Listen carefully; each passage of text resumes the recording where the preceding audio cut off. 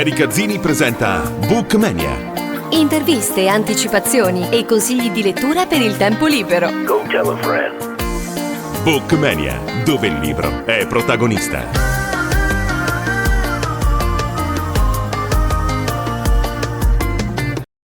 Una buona serata da Azzini, bentornati all'appuntamento con i libri. Oggi appuntamento speciale perché iniziamo subito con un ospite internazionale. Il suo libro è uscito da pochissimo in Italia, si intitola La MUTA di Aliya Whiteley, pubblicato dalla casa editrice Carbonio Editore. Innanzitutto questo libro si svolge in un mondo molto simile al nostro, in cui però si cambia pelle letteralmente ogni 7 anni e con la pelle si perdono anche i ricordi, le emozioni, gli amori. Noi seguiremo la storia di Rose Allington, una donna che ha una brillante carriera come bodyguard, si innamora anche di un famoso attore che deve ovviamente proteggere, ma nel momento in cui perde la pelle per lei cambia tutto, ha una malattia particolare per cui tutto quello che la rappresentava prima viene ad annullarsi, cambia vita, cambia lavoro, cambia addirittura città, fin tanto che Max, questo attore, non torna a chiamarla per un incarico, ovvero ritrovare delle pelli pregiate che gli sono state rubate. Ma ne parliamo più nel dettaglio insieme ad Aliya Whiteley, che è qui oggi con noi. Grazie e benvenuta. Hi, my name's Aliya Whiteley. I'm a writer. I'm very pleased to have the opportunity to answer a few questions about The Loosening Skin for you and my other books with Carbonio. La Muta è il terzo libro che leggiamo e ogni volta restiamo sorpresi dalla tua originalità. Com'è nata questa storia? The Loosening Skin started out as a writing exercise. I wanted to get a character who was totally in love with somebody at the beginning of the chapter to be totally out of love with somebody, and by the end of that chapter to see if I could do that convincingly. And the device I came up with for doing that was shedding of skin. So the idea of shedding the skin, losing that emotion, it grew from that challenge that I set myself. I rely a lot on my subconscious to come up with ideas. I try to be really open to them, no matter how strange they sound at first. That was certainly a strange one, but the more I wrote about it, the more I liked the idea and saw possibilities within it. So I carried on writing from that chapter. And that became the first chapter in the book. Un tratto comune nei tuoi libri, nonostante la loro diversità, è l'interazione della componente materiale, fisica, in questo caso la pelle, con quella immateriale come i sentimenti e come sono interconnesse tra di loro. In questo caso il tema è l'amore e, come tutti sappiamo, anche una grande componente fisica, ma quanto è importante, quanto influenza i nostri sentimenti. Questo è ciò che si domanda il lettore mentre legge il tuo libro. Era questa anche una domanda a cui volevi trovare una risposta mentre scrivevi? Yeah, very much so. Those questions were in my thoughts a lot as I was writing the book, along with other questions to do with love.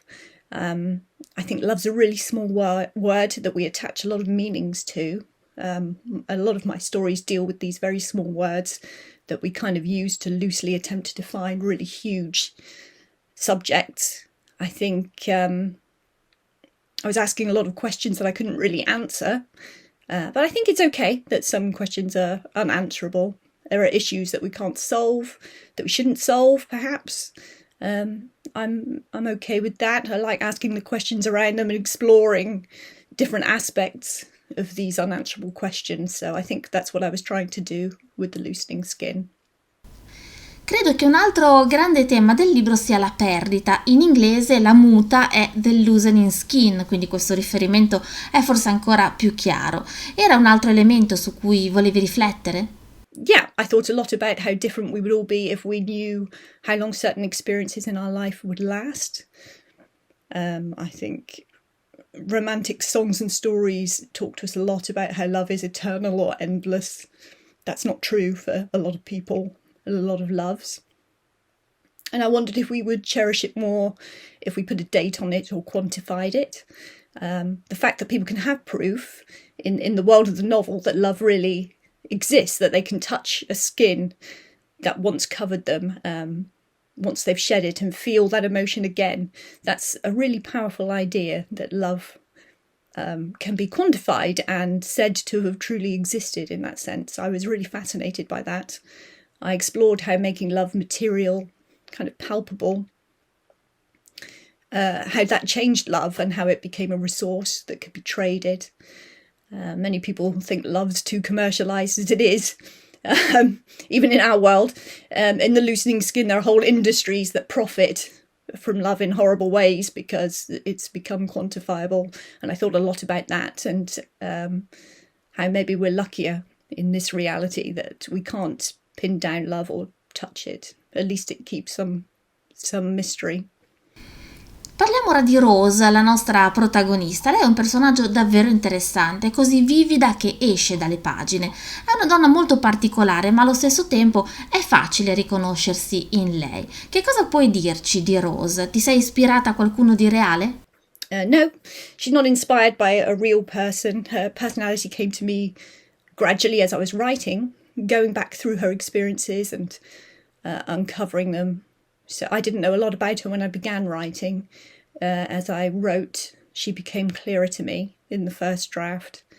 She was very much formed from the experiences that she'd had in life, and experiences really change her throughout the course of the novel.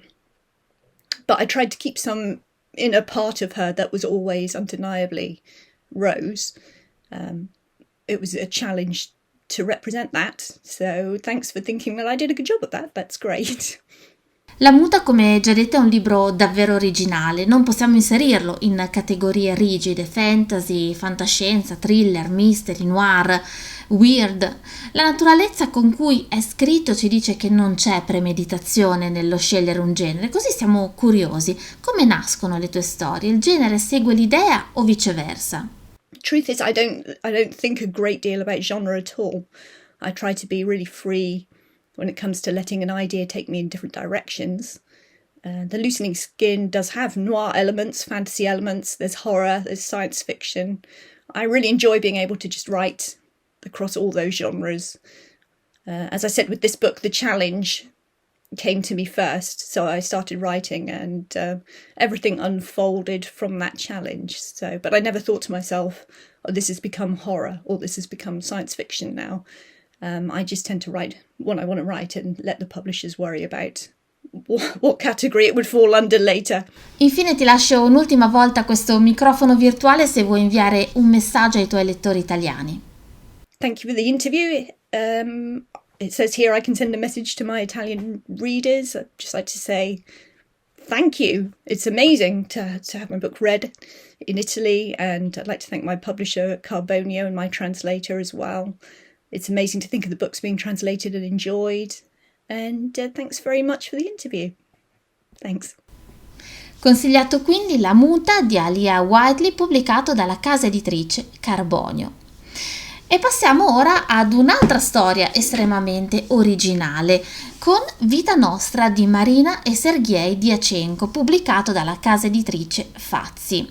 Un libro che è già un bestseller a livello internazionale. Si tratta del primo volume di una trilogia, un romanzo che però è anche uno straordinario viaggio di formazione in cui si mescolano avventura e conoscenza, fantascienza e filosofia, filtrate attraverso la sensibilità della letteratura russa.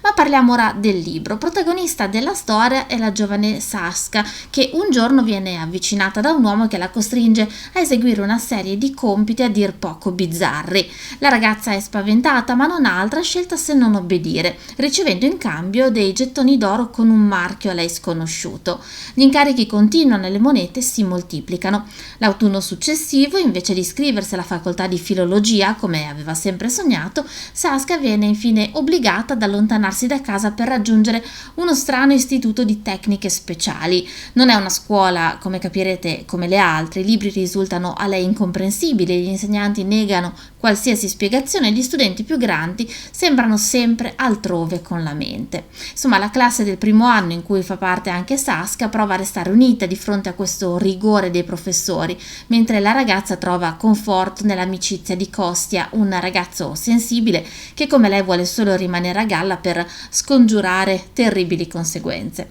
Nonostante tutto, Saskia è sempre più attratta dalle lezioni e la sua improvvisa fame di sapere la trascina in uno studio ossessivo. Quando diventa la migliore del suo corso, il severo e magnetico tutor Farid la prende sotto la sua ala e la spinge a sperimentare cose che Saskia non avrebbe mai immaginato di poter fare. Non ci sono però solo giorni esaltanti costellati da progressi, ma anche estenuanti momenti di crisi e metamorfosi inaspettate. Il sapere arcano e fondamentale che Saskia insegue ha un prezzo molto alto e lei deve decidere se è disposta a lasciare indietro tutto nella sua vita precedente, incluse le persone a cui tiene di più, e andare avanti. Un romanzo unico, ricco di mistero e suspense, diverso da tutti questi libri del genere, non un classico fantasy, ma un romanzo molto difficile da descrivere. Un romanzo che ha anche di formazione, seguiremo infatti la crescita di Saskia, i suoi progressi, i suoi successi e anche i suoi fallimenti. Vita Nostra è un libro molto particolare che consigliamo di leggere sapendo il meno possibile e per il quale consigliamo di prepararsi ad essere sorpresi, senza quindi idee già preconfezionate o alte aspettative. Questo romanzo è oscuro e ambizioso ed è stato scritto molto bene da Marina e Sergei Diachenko, una coppia di autori ucraini di letteratura fantasy. Scrivono in russo ma spesso pubblicano prima i loro libri in ucraino. Originari di Kiev, attualmente risiedono in California. In Russia hanno vinto numerosi premi letterari e anche all'estero hanno ricevuto diversi riconoscimenti come il premio Best Authors of Europe della European Science Fiction Society e il Grand Prix dell'Imaginaire 2020 in Francia. Consigliato quindi Vita Nostra, appena uscito dalla casa editrice Fazzi. E altrettanto oscuro e inquietante è anche il romanzo di cui parliamo tra poco. Si intitola Rapaci, scritto da Giovanni Pizzigoni e pubblicato dalla casa editrice Mondadori. Pizzigoni è attore, doppiatore e scrittore. Ha aperto nel 2013 il suo canale YouTube dove conduce uno show di infotainment in cui parla di attualità, di politica e storia. Nel 2020 ha pubblicato il suo primo romanzo, Carne sprecata, per la casa editrice Polignani. Con questo romanzo ci troviamo di fronte ad una ucronia, un mondo uguale al nostro ma che un evento storico dall'esito differente ha fatto deviare dalla strada che noi tutti conosciamo. Si tratta di un thriller fantapolitico appassionante e inquietante, ma vediamo il contenuto. Rapaci si svolge a metà degli anni '80. L'Europa e l'Italia però sono molto diverse da quelle che ci ricordiamo. Mussolini non è caduto alla fine della seconda guerra mondiale, ma è stato deposto negli anni '60. Da quel momento una monarchia di stampo dittatoriale guidata dal re Savoia e affiancata dal partito reazionario repubblicano e dai pretoriani si è reinstaurata in Italia. Ma anche il resto d'Europa è diviso tra le spinte del blocco comunista e quelle democratiche della Federazione Europea, a cui dovrebbe finalmente unirsi anche l'Italia. Le prime elezioni politiche da diversi decenni in cui socialisti e repubblicani si contendono il potere dovrebbero certificarlo. In questo contesto instabile i destini di tre personaggi si intrecciano nella guerra di resistenza senza regole che si sta consumando in quella che viene definita la zona autonoma, ovvero un territorio conteso e impervio delle Alpi Giulie tra l'Italia e l'ex Slovenia. Il destino quindi del capitano Sforza, che con la sua logica algida e spietata guida il contingente italiano nella zona autonoma, quello di David Barroso, aspirante sceneggiatore alla ricerca a suo malgrado del fratello Mark, che è disperso in quelle montagne, e infine quello di Bianca, giovane studentessa socialista travolta da eventi più grandi di lei. Tre personaggi apparentemente lontani, ma con ambizioni e desideri che si legheranno indissolubilmente in una lotta per la sopravvivenza, non solo la propria, ma anche quella dell'Italia e della Federazione Europea. Un romanzo, insomma, l'avete capito, che mescola fantapolitica, thriller, storia e azione, creando un mondo alternativo ed estremamente inquietante. Ebbene, consigliato quindi Rapaci di Giovanni Pizzigoni, pubblicato dalla casa editrice Mondadori. E questa forza dirompente che permea tutto il libro si può trovare anche nell'ultimo di cui parliamo oggi. Si intitola Apocalypse Baby, pubblicato da Despentes, pubblicato dalla casa editrice Fandango. Apocalypse Baby è il racconto di due donne diversissime, Lucy, giovane detective apatica, e la Iena, detective dall'intuito infallibile.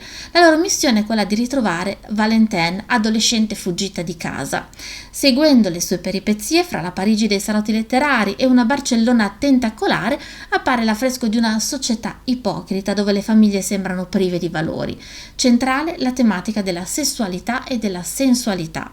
Valentine alla disperata ricerca di affetto, l'omosessualità disinibita della Iena, Lucy è la scoperta sensuale di un amore lesbico. In una nuova traduzione di Silvia Mazzocchi si ritrovano i nostri tempi e la nostra società.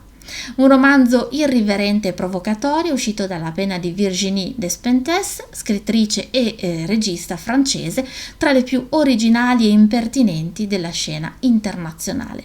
Consigliato quindi a chi ama le letture forti, intelligenti e divertenti. E con Apocalypse Baby termina anche l'appuntamento di oggi con Bookmania, che tornerà la prossima settimana come sempre giovedì alle 16:30 e venerdì alle 18. Un saluto a tutti e buon weekend di letture. Erika Zini presenta Bookmania. Interviste, anticipazioni e consigli di lettura per il tempo libero. Go tell a friend. Bookmania, dove il libro è protagonista.